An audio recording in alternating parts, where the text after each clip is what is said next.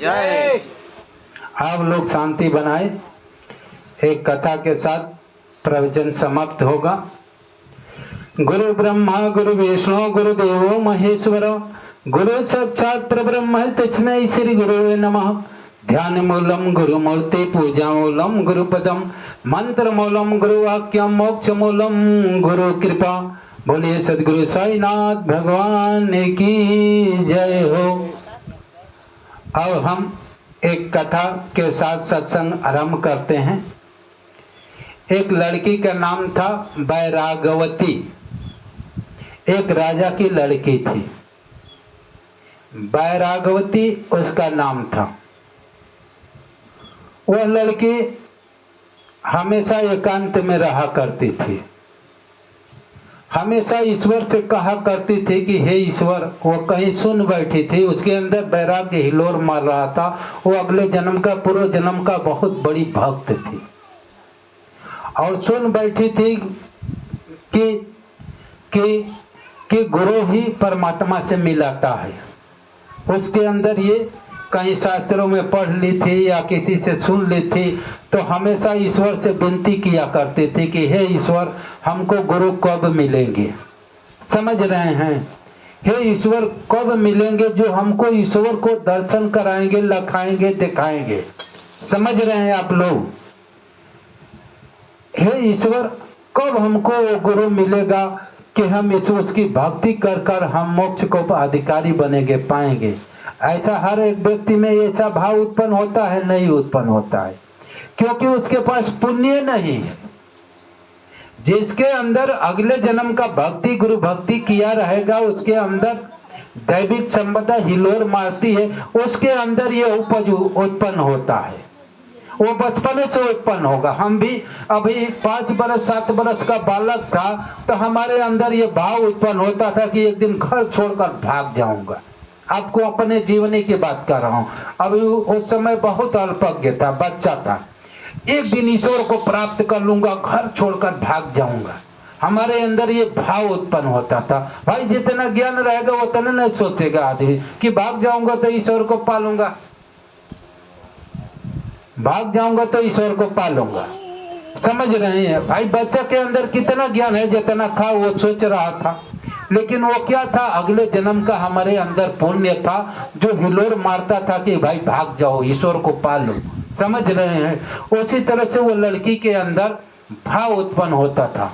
वो रात के एक बार ईश्वर से प्रार्थना कर रहे थे, हे ईश्वर, कब हमारा गुरु मिलेगा जिससे हम ईश्वर की भक्ति करूंगा और ईश्वर को प्राप्त कर मुक्त हो जाऊंगा, आपको प्राप्त कर मुक्त हो जाऊंगा।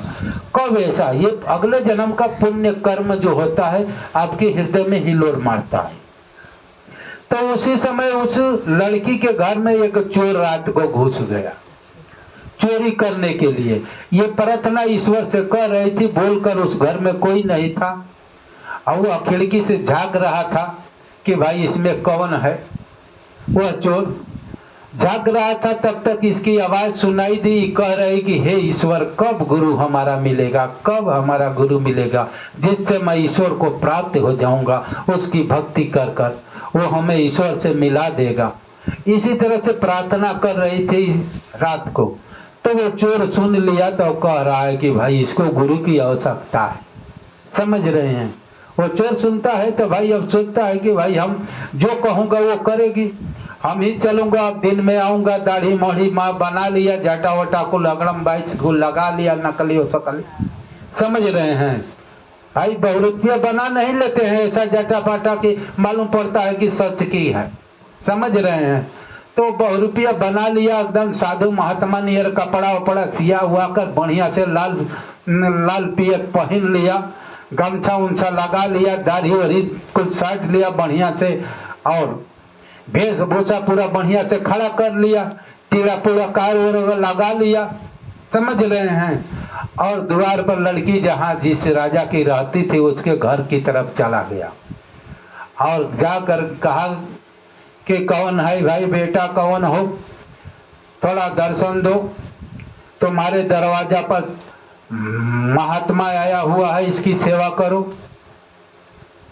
तो वो लड़की आई लड़की आई, कहे कि बाबा को बैठाई, बाबा बैठिए, संत जी बैठिए, और बैठाई, कहे कि भाई थोड़ा हम जलपान लेकर आता हूँ आपको पीने के लिए। भाई वो तो उसको को अंदर ही थी कि भाई हमको गुरु मिल गया, हमको संत महात्मा मिल गए, उसके अंदर ये भाव था।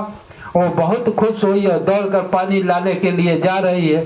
तब तक वह भाई संत जी बोलते हैं कि भाई हम पानी उसी के हाथ से पीऊंगा और अंजल उसी के हाथ से खाता हूँ जो गुरु दीक्षा लिया होता है, गुरु चेला गुरु बनाया होता है। अब तो वो लड़की कहे कि भाई हम तो गुरु बनाया नहीं हूँ, हम क्या करूं, अब हमारे हाथ का वो नहीं खाएंगे तो नहीं खाऊंगा। जब तो बोले कि भाई आप ही महान संत है तो आप ही गुरु बना, हम आपका चेला बन जाती हूँ, आप चेला बना लीजिए हमको और हम आपको जलपान कराती हूँ। तो संत जी बोले कि भाई वो तो भाई ढोंगी थे ही, उनको तो माल पताई से मतलब था, आप लोग जानते ही हैं, है? भाई सुन लिया भाई, कहा कि भाई हम जो जंगल है उसी में चलो और अपना सारा गहना वहना लेकर चलो, ठीक ना। वो तो भाई गुरु समझ गई कि भाई अब जिसके अंदर भक्ति हिलोर मारता है, वैराग्य हिलोर मारता है, वो धन दौलत पैसा रुपया कुछ नहीं देखता है, उसको तो ईश्वर से मतलब है, भगवान से मतलब है और भक्ति से मतलब है।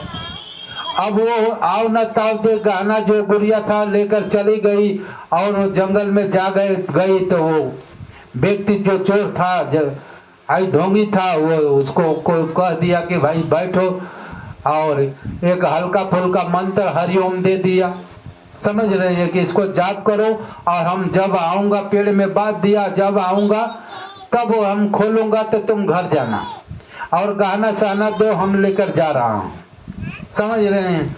अब वो हरिओम हरिओम हरिओम हरिओम जाप कर रही है, भगवान की याद कर रही है।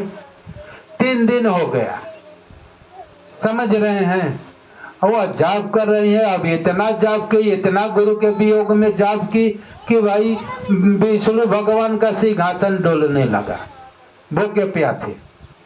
तो विष्णु भगवान ने नारद जी को भेजे, नारद जी आए, अरे भाई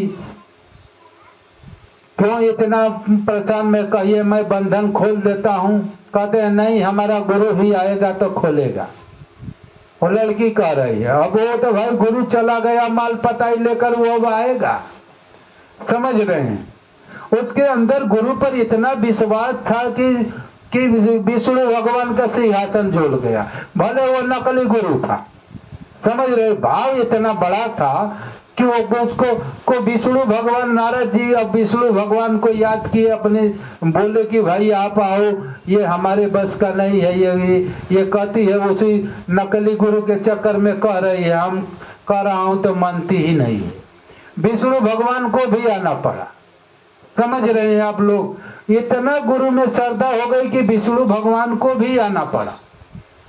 और विष्णु भगवान ने कहे कि भाई हम खोल देता हूँ आपका बंधन, हम भगवान हूँ, भगवान को चाहती है। नहीं, हमारा गुरु इतना सिद्ध है कि आपको आना पड़ा। नारद जी आ गए। अब देखिए नकली गुरु को कह रहे कि इतना सिद्ध है, वो मंत्र दिया कि आप आ गए, धरती हिलने लगी, समझ रहे हैं। और नारद जी भी आ गए हैं, हमारा गुरु आएगा तो हमारा गुरु ही खोलेगा, तभी मैं खोलूंगा, नहीं तो नहीं खोलूंगा। और भी तो विष्णु भगवान कह रहे हैं कि भाई नारद जी जाओ जल्दी में उसको ढूंढ कर लाओ, ये सही का नहीं खोलेगी। और नारद जी गए, उस ढोंगी गुरु को ढूंढ कर लाए और कहे कि भाई खोल दो, तो खोले और कहे विष्णु भगवान की देखो ये नारद जी है, नकली गुरु है, ये चोर है, आज तुम इसी पर विश्वास कर ली थी, तुम्हारा विश्वास ही सबसे बड़ा फल दिया कि आज हम भी आ गए और ब्रह्मा नारद जी भी आ गए। अब तुम्हें ईश्वर प्राप्ति की कामना है तो नारद जी को गुरु बनाइए, नारद जी से मंत्र दीक्षा लीजिए, ओम नमो भगवते का गुंजार कीजिए और तुझे परमात्मा मिलेगा, समझ रहे हैं।